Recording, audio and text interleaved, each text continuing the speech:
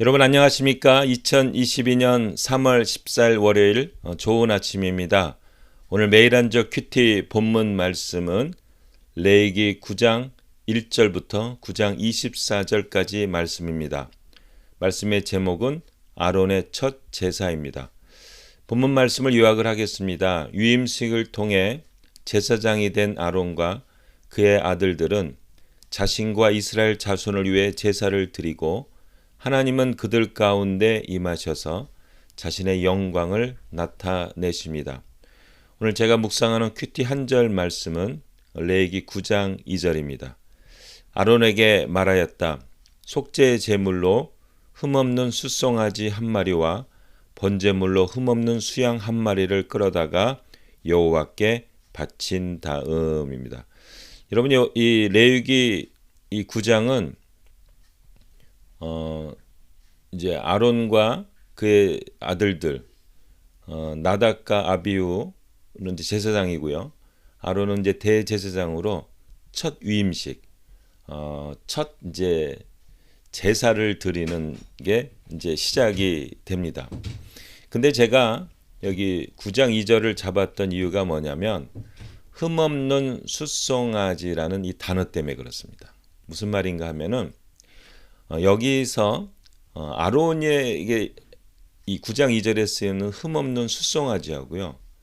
다른 레위기를 비롯해서 모든 성경의 흠없는 숫송아지라는 단어의 사용이 다릅니다. 무슨 말인가 다시 설명을 드리면요.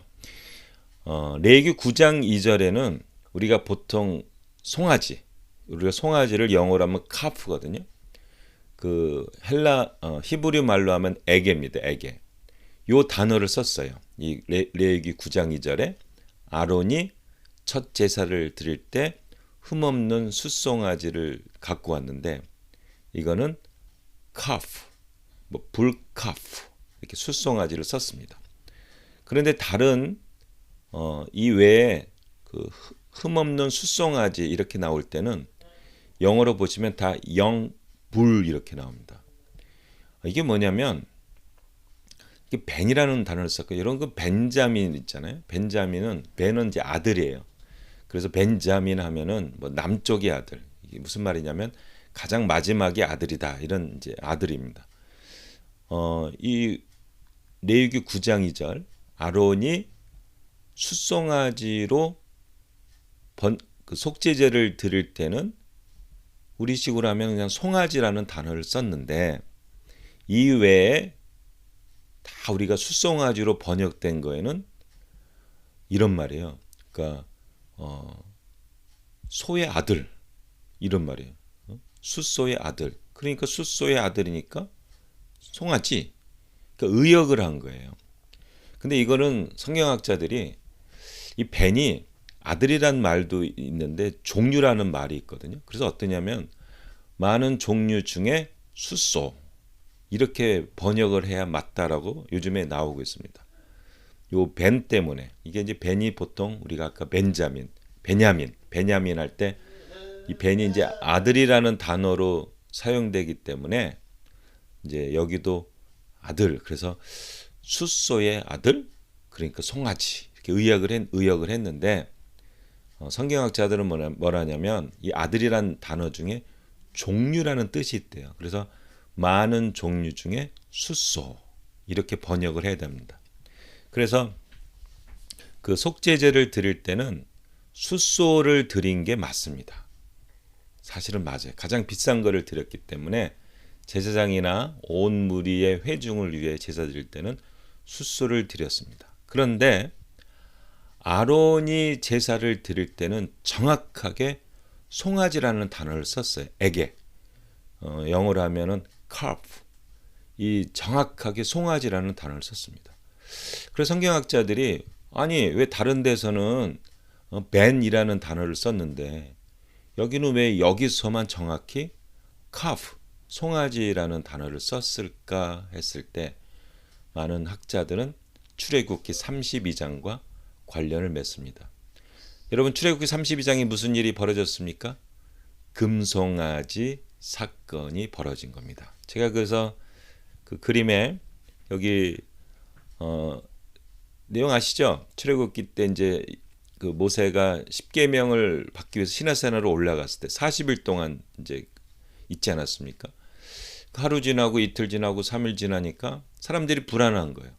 그래서 사람이 불안하면 뭔가 의지해야 되잖아요. 그러니까 애굽에서 그 400년 동안 배운 게 뭐냐면 이 금송아지가 신이거든요. 가장 그 중요한 신 중에 하나가 이 금송아지잖아요. 이 스핑크스를 보면은 송아지 모양을 하고 있지 않습니까? 그러니까 이 송아지를 만들어서 신을 만들어야 된다 할 때 아론이 허락을 해요. 그래서 너희를 갖고 있는 금이나 뭐 귀걸이나 다 갖고 와라 해가지고 이 금송아지를 만드는데 아론이 허락을 한 죄가 있는 거예요. 자, 무슨 말이냐 하면 아론이 이제 대제사장으로 처음 유임을 하는데 그 금송아지를 만들었던 그 죄가 해결돼야 되잖아요. 그래서 아론이 속죄제를 드렸을 때 처음 드렸을 때 여기서만 진짜로 송아지를 드립니다. 금송아지로 일어났던 그 죄악을 송아지로 갚는 거죠. 그리고 그 외에는 다 벤이라는 단어를 쓰죠. 그래서 영어로 보면 영불 이렇게 나옵니다. 카프가 아니라. 여기에 중요한 의미가 있다라고 생각합니다. 여러분, 우리는 죄를 그냥 저도 그냥 예수님께서 용서하셨겠지 뭐 이러고 넘어갈 수가 있잖아요. 하나님은 정말로 정확한 분이시라는 겁니다. 아론을 통해서 그것을 보여준 거죠. 금송아지를 만드는 죄를 어떻게 속죄했느냐? 송아지로 속죄하면서 아론이 대제사장으로 쓰임 받게 됩니다. 우리가 죄를 가볍게 여기면 안 됩니다. 우리가 만약에 도둑질한 죄를 지었으면 그만한 가치를 받고 용서를 받아야 하나님 앞에 나갈 수 있습니다. 그래서 우리 예수님이 굉장히 중요하신 거예요. 우리가 그 많은 죄를 지은 거를 예수님께서 갚아주신 겁니다. 그러면 그 예수님을 믿게 되면 우리가 어떻게 해야 됩니까? 죄를 계속 즐겨야 됩니까? 그럴 수 없느니라. 이렇게 로마서의 사도 바울이 선포했죠. 우리가 물론 연약해서 죄를 반복해서 질 수는 있지만 그때마다 우리는 뭐 해야 됩니까? 회개를 반드시 해야 됩니다.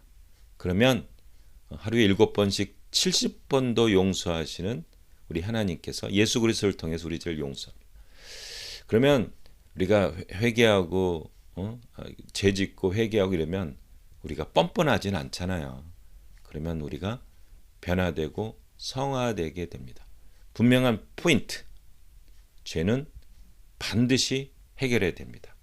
아론이 금송아지를 만들었던 죄를 해결하기 위해서 하나님은 숫소를 드려야 됨에도 불구하고 아론에게는 송아지를 드려서 속죄제를 드리게 했습니다. 그래서 금송아지 문제를 해결케 하셨습니다.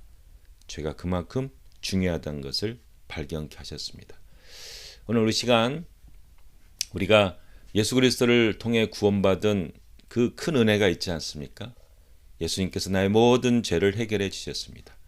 이제는 은혜와 감사로 죄를 즐기는 것이 아니라 의로운 삶, 더 나아가서 하나님께 영광을 돌리는 삶. 그럴 때 하나님께서 아론에게 임재한 것처럼 우리의 삶 가운데 임재하실 겁니다. 하나님의 놀라운 은혜와 임재 가운데 사시는 여러분 되시기를 예수님의 이름으로 축복합니다. 아멘.